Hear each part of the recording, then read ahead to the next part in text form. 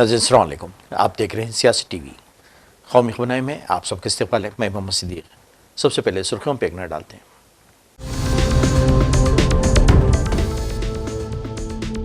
2 तरफ़ा तिजारत को $200 अरब तक पहुँचाने का हिंदुस्तान और यूएई का हदफ मुकर्रर। मोदी और शेख जायद मुलाकात में अहम मुआहदों पर दस्तखत।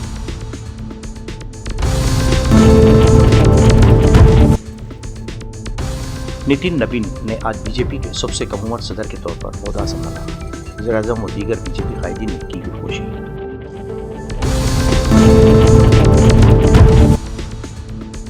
जम्मू कश्मीर में इनकाउंटर के दौरान हलाक होने वाले हवलदार की पूरे एजाज़ात के साथ आखिरी रसूमात अदा कर दी गई। जश्न जमहूरिया के पेश नज़र पूरी वादी में चौकसी।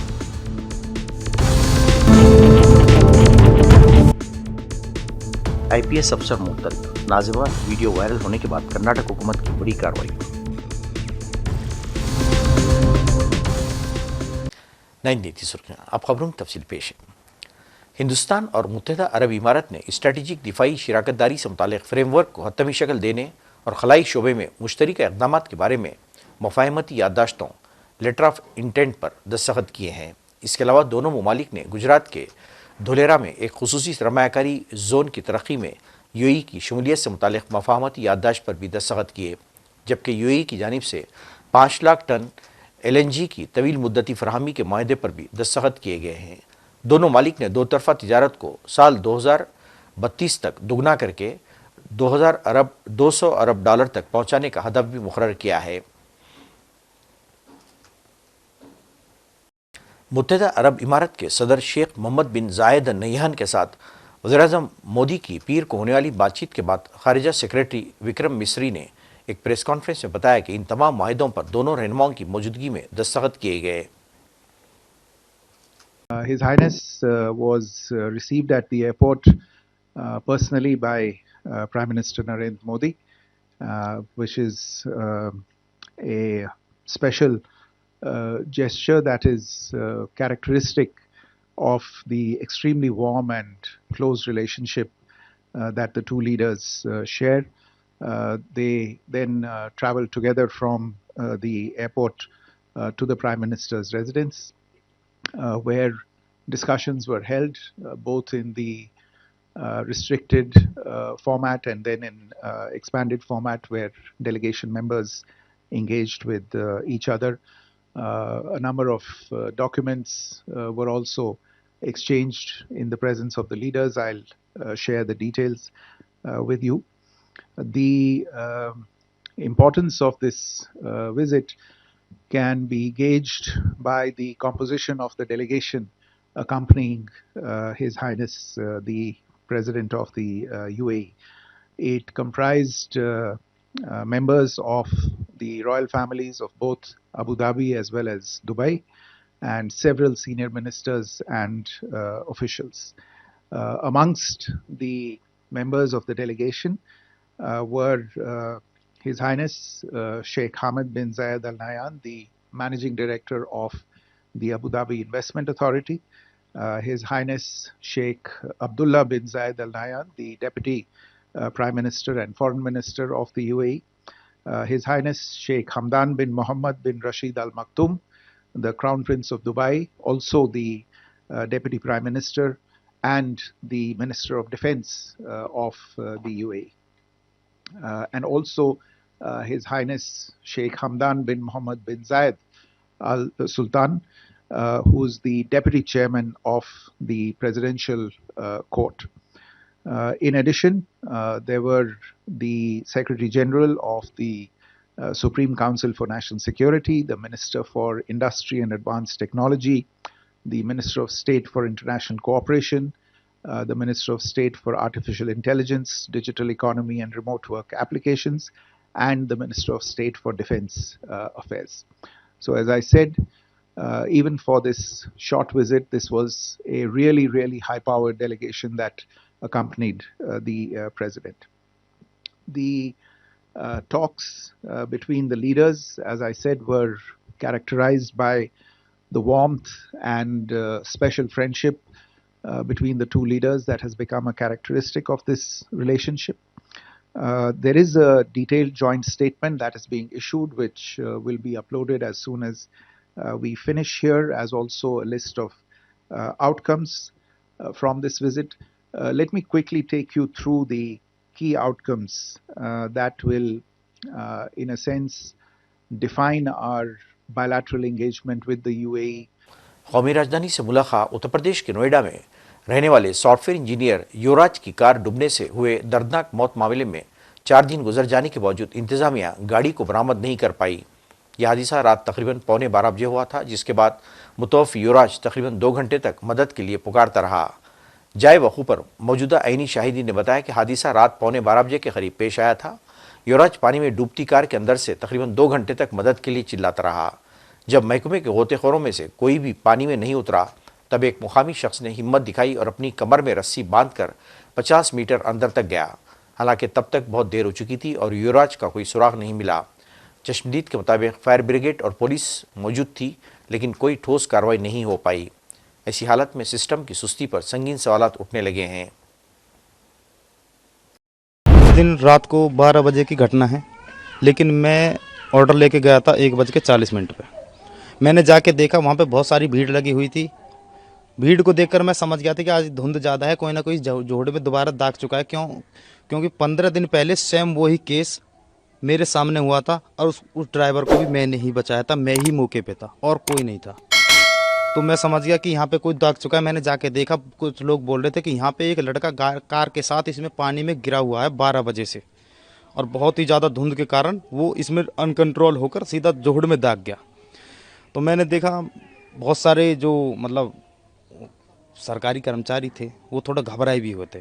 धुंध बहुत ज़्यादा थी, प्लस में वो बेसमेंट था, उसमें सरिया का भी डर था। सरिया रियली में है उसके अंदर, वो बेसमेंट खुदा हुआ है बिल्डर के थ्रू। तो घबराए हुए थे। मैंने बोला क्या मैं अंदर जा सकता हूँ? उन्होंने मुझसे पूछा आप पे तैरना आता है? मैं कहा जी आता है। आप जा सकते हैं? मैं कहा मैं बिल्कुल जा सकता हूँ। तो जाइए आप, कोई दिक्कत नहीं है। मैंने तुरंत 2 ही मिनट में कपड़े उतार के सीधा कमर से रस्सा बांध के मैं सीधा अंदर गया, कम से कम 50 मीटर तक। मैं इतने अंदर तक गया था कि जहाँ से मैं गया था रोड से, वहाँ कम से कम 100 आदमी खड़े थे, लेकिन मुझे एक भी आदमी नहीं दिख रहा था। मैं इतना अंदर चला गया था। जाके मैं वो मुझे दूर से टॉर्च का इशारे से बता रहे थे कि आपको कार इधर ढूंढनी है, इधर ढूंढनी है, आप इधर देखो, लास्ट टाइम वो लड़का यहाँ पे डूबा है। क्यों? मेरे जाने से 10 मिनट पहले वो लड़का डूबा है। वो लड़का 1.5 घंटा फंसा रहा। 1.5 घंटा उसने बचने की गुहार लगाई है, फ़ोन की टॉर्च जला जला के कि मुझे बचा लो प्लीज़, हेल्प, ये वगैरह। उसने पानी में गिरने के बाद अपने पिताजी से कॉल भी किया कि पापा मैं जोहड़ में गिर चुका हूँ, मैं कहीं जोहड़ में गिर चुका हूँ, प्लीज़ मुझे बचा लीजिए, हेल्प कीजिए। ठीक है जी। पुलिस प्रशासन मौके पे ही पहुंच गए थे, बहुत जल्द पहुंच गए थे। तैरना पुलिस वाले कुछ बुजुर्ग अवस्था में थे, जिनकी एज मैं बता सकता हूं आपको 50+ थी। जो नौजवान थे वो खुद नहीं दाग पा रहे थे। क्यों? उस दिन माइनस टेम्परेचर था, बहुत ही ज़्यादा ठंड थी, उसके कारण प्लस में उन पर तैरना नहीं आता था। उन्होंने तुरंत फायर ब्रिगेड पे कॉल की। 20 मिनट बाद ही फायर ब्रिगेड पहुंच जाती है।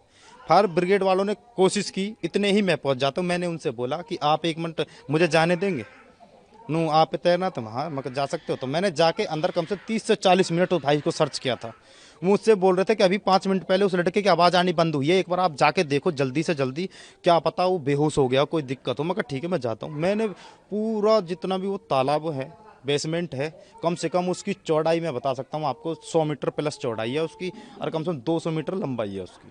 बीजेपी के नौ मुंतखब सदर की तहनीती तकरीब में शिरकत के लिए आए यूपी के वज़ीर आला योगी आदित्यनाथ ने इस मामले की संगीन और अपोजिशन की सख्त तनकीदों को देखते हुए मौके का मुआयना किया और इंजीनियर की दर्दनाक मौत के मामले की जांच SIT के हवाले कर दी। इस सिलसिले में 2 आला अफसरान को मुअत्तल भी कर दिया गया है। याद रहे कि इस हादसे में हलाक होने वाले इंजीनियर के वालिद ने पुलिस में शिकायत दर्ज करवाते हुए इल्ज़ाम लगाया कि इंतजामिया की लापरवाही और कई घंटों तक मदद न मिलने के बाद उनकी बेटी की मौत वाक़ई हुई है। मुकामी लोगों का इल्ज़ाम है कि जहां डिस्ट्रिक्ट मजिस्ट्रेट DM को मौके पर रहकर रेस्क्यू की क़यादत करना चाहिए था, वहां सिर्फ एक SDM खानापुरी के लिए पहुंचे थे। इस सुस्ती की वजह से इस हादसे का शिकार के 4 दिन बाद भी पानी के अंदर ही फंसी हुई है और हुकूमत ने DM को भी सस्पेंड कर दिया है। नोएडा के सेक्टर 150 में पेश आने वाले दिल दहला देने वाले हादसे पर हुकूमत पर सवाल उठ रहे हैं। राहुल गांधी ने सोशल मीडिया प्लेटफॉर्म X पर एक सख्त पोस्ट के जरिए शहरी नज़्म-ओ-नस्क पर सवाल उठाते हुए कहा सड़कें, पुल, आग, पानी, आलूदगी, बदनवानी और बेहिस्सी सब जान लेती हैं और हिंदुस्तान के शहरों का जवाल पैसे, टेक्नोलॉजी या हल्के कमी नहीं बल्कि जवाबदेही के फुकदान का नतीजा है। राहुल गांधी ने एक्स पर अपने पोस्ट में कहा, सड़कें जान ले रही हैं, पुल जान ले रहे हैं, आग जान ले रही है, पानी जान ले रहा है, आलूदगी जान ले रही है, बदनवानी जान ले रही है और बेहिस्सी जान ले रही है। हिंदुस्तान के शहरी निज़ाम का जवाल पैसे, टेक्नोलॉजी या हल की कमी के सबब नहीं है बल्कि इसकी वजह जवाबदेही का फुकदान है। बीजेपी हेडक्वार्टर पर पीर के पूरे दिन जारी रहने वाली नामजदगी के अमल के बाद पार्टी के सीनियर रहनुमा नितिन नबीन ने आज मंगल को बाज़ाब्ता तौर पर भारतीय जनता पार्टी के नए कौमी सदर का ओहदा संभाल लिया। वो जगत प्रकाश नड्डा के जानिशीन होंगे। वज़ीर-ए-आज़म मोदी ने नबीन के ओहदे संभालने की तकरीब में शिरकत की। वज़ीर दाखिला अमित शाह, वज़ीर दिफा राजनाथ सिंह और दीगर बीजेपी रहनुमा भी मौजूद थे। नबीन 5 मरतबा के MLA हैं और वाहिद उम्मीदवार के तौर पर सामने आए जिससे वो पार्टी की तारीख में सबसे कम उम्र सदर बन गए। डिप्टी कमिश्नर के लक्ष्मण जो इंतखाबात के रिटर्निंग ऑफिसर थे ने ऐलान किया कि नबीन के हक़ में 37 सीटों पर नामजदगी के कागजात दुरुस्त पाए गए, जिनमें वज़ीर-ए-आज़म नरेंद्र मोदी, मरकज़ी वज़ीर अमित शाह, राजनाथ सिंह, नितिन गडकरी, धर्मेंद्र प्रधान, किरण रिजिजू, हरदीप पुरी, सुबकदोश सदर JP नड्डा की हिमायत शामिल थी। यूपी, गुजरात, गोवा, अरुणाचल प्रदेश, दिल्ली समेत कई रियासतों के वज़ीर आला, रियासती बीजेपी सुदूर ने भी इनके हक़ में नामजदगियाँ जमा कराईं। कांग्रेस रहनुमा राहुल गांधी ने गुज़िश्ता शब अपने हल्के इंतखाब रायबरेली का दौरा किया। रायबरेली के अवाम ने राहुल गांधी का वालिहाना इस्तकबाल किया। राहुल गांधी ने अपने मतदाताओं से मुलाकात की और रायबरेली के अवाम की शिकायत में सुनी। राहुल गांधी ने अवाम का शुक्रिया अदा करते हुए कहा कि वो अपने हल्के इंतखाब की तरक्की के लिए पूरी ताकत के साथ काम करेंगे। जी, अभी राहुल जी जैसा आप लोगों ने देखा यहाँ आए और रायबरेली के कांग्रेसियों ने उनका यहाँ मॉडल चौराहे पे भव्य स्वागत किया।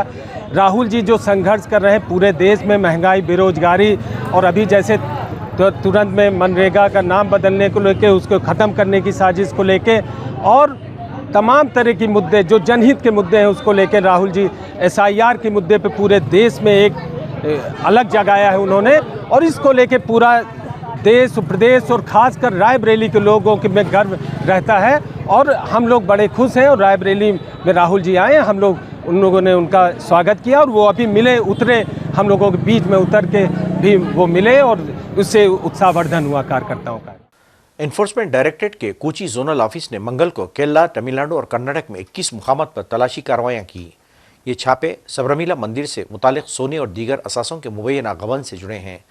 तलाशी का मकसद जराइम की आमदनी का सुराग लगाना, फ़ायदा उठाने वालों की शिनाख्त करना, मुजरिमाना दस्तावेज़ात और डिजिटल सबूत जब्त करना और मनी लॉन्ड्रिंग के पूरे मामले का पता लगाना है। ED ने कहा कि इब्तिदाई तहक़ीक़ात से इंकशाफ हुआ कि सोने से मज़य्यन नवादिरात को सरकारी रिकॉर्ड में जानबूझकर तांबे की प्लेटें ज़ाहिर किया गया और 2019 से इन्हें 2025 के दरमियान क़ानूनी तौर पर मंदिर के अहाते से निकाला गया। सोना मुबैना तौर पर कमियाबी अमल के ज़रिए चेन्नई और कर्नाटक के निजी सहूलतों में निकाला गया, जिससे जराइम की आमदनी पैदा हुई जो बाद में रखी गई, मुंतकिल की गई और छुपाई गई। कर्नाटक हुकूमत ने IPS अफसर और सिविल राइट्स इन्फोर्समेंट डायरेक्टरेट के director general doctor K. Ramchandra Rao को उनके खिलाफ मुबैना हनी ट्रैप और काबिल एतराज़ बर्ताव के मामले में फौरी तौर से मुअत्तल कर दिया। ये कार्रवाई मुख्तलिफ न्यूज़ चैनल्स और सोशल मीडिया प्लेटफॉर्म पर उनसे मुतालिक एक वीडियो और ख़बरों की तेज़ी से वायरल होने के बाद की गई। मामले की संगीनी को समझते हुए हुकूमत ने सबसे पहले डॉक्टर रामचंद्र राव को मुअत्तल करने का फैसला किया ताकि हुकूमत को इस मसले पर असम्बली में किसी किस्म की शर्मिंदगी या सियासी तनाज़े का सामना न करना पड़े। रियासती हुकूमत का कहना है कि यह कदम इसलिए भी उठाया गया ताकि अपोजिशन इस मामले को सियासी हथियार के तौर पर इस्तेमाल न कर सके। जम्मू कश्मीर के कश्तवार में हलायदगी पसंदों की तलाशी मुहिम के दौरान फायरिंग के तबादले में फ़ौज के हवलदार गजेंद्र सिंह की मौत वाक़ हुई। आज पूरे सरकारी एजाज़ात के साथ हवलदार की आखिरी रसूमात अदा कर दी गई। इस वाक़े के बाद जम्मू कश्मीर में सिक्योरिटी सख्त कर दी गई। जश्न जमहूरिया के पेश नज़र जम्मू कश्मीर के मुख्तलिफ हिस्सास मकामात पर सख्त चौकसी इख्तियार की जा रही है। फ़ौजी हुक्काम का कहना है कि सरहदी इलाकों के अलावा वादी के तमाम हिस्सास इलाकों में फ़ौज की गश्त बढ़ा दी गई है। 26 जनवरी को लेके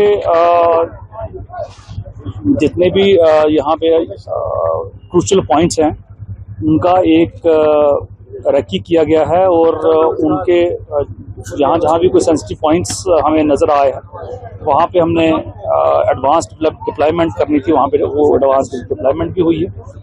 हायर रीचेस पे आर्मी जो है उसको भी हमने कॉल इन किया है, वो भी जो है वो हायर रीचेस को डोमिनेट कर रहे हैं, और जो सस्पिशियस एलिमेंट्स हैं उनके ऊपर हमारा जो है वो शिकंजा कसा रहे। तो जो हमारे पुराने OGWs हैं या बाकी सस्पिशियस एलिमेंट्स हैं उनको लगातार जो है वो थाने में बुलाया जा रहा है और उनसे पूछताछ की जा रही है। बाकी जो भी इसके रिलेशन में अभी कल ही हमारी एक स्मैक की मीटिंग हुई है जिसमें सारी एजेंसीज की जो है नुमाइंदे आए हुए थे और उन्होंने अपनी इनपुट्स उसमें शेयर की हैं।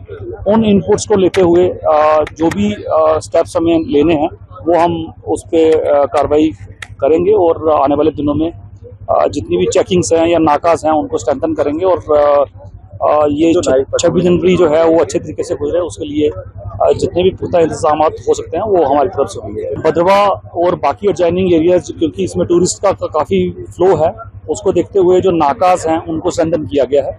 जो एग्जिस्टिंग नफरी हमारी थी उस पर उसको हमने जो है वो इंक्रीज किया है और ये कोशिश की जा रही है कि कोई भी गाड़ी या कोई भी व्हीकल जो है विदाउट चेकिंग वहाँ से ना निकले। और आपके माध्यम से सभी जो हमारे लोकल्स हैं या टूरिस्ट लोग हैं उनसे यही इस्ता है कि वो कोई सस्पिशियस एलिमेंट या सस्पिशियस आदमी की किसी की मूवमेंट देखें तो इमीडिएटली जो है वो पुलिस को इन्फॉर्म करें।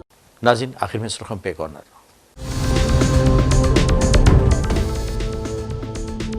2 तरफा तिजारत को 200 अरब डॉलर तक पहुंचाने का हिंदुस्तान और UAE का हदफ मुकर्रर। मोदी और शेख जायद मुलाकात में अहम मुआहदों पर दस्तखत।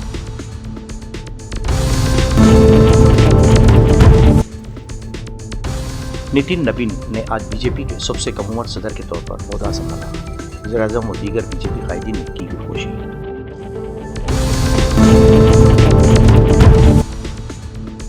जम्मू कश्मीर में इनकाउंटर के दौरान हलाक होने वाले हवलदार की पूरे एजाज़ात के साथ आखिरी रसूमात अदा कर दी गई। जश्न जमहूरिया के पेश नज़र पूरी वादी में चौकसी।